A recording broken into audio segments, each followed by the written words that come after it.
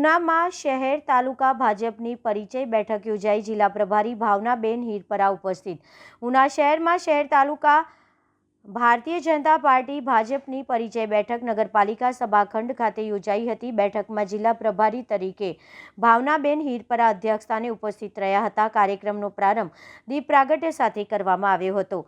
આ પ્રસંગે કાલુભાઈ રાઠોડના પ્રતિનિધિ તથા તેમના પુત્ર વિજયભાઈ રાઠોડ દ્વારા ભાવનાબેન હિરપરાનું પુષ્પગુચ્છ આપી સ્વાગત કરવામાં આવ્યું હતું। બેઠક દરમિયાન જિલ્લા પ્રભારી ભાવનાબેન હિરપરાએ સંગઠનને વધુ મજબૂત બનાવવા, નવા કાર્યકરોને પાર્ટીમાં જોડવા તેમજ આગામી સ્થાનિક સ્વરાજની ચૂંટણીને ધ્યાનમાં રાખી હતી।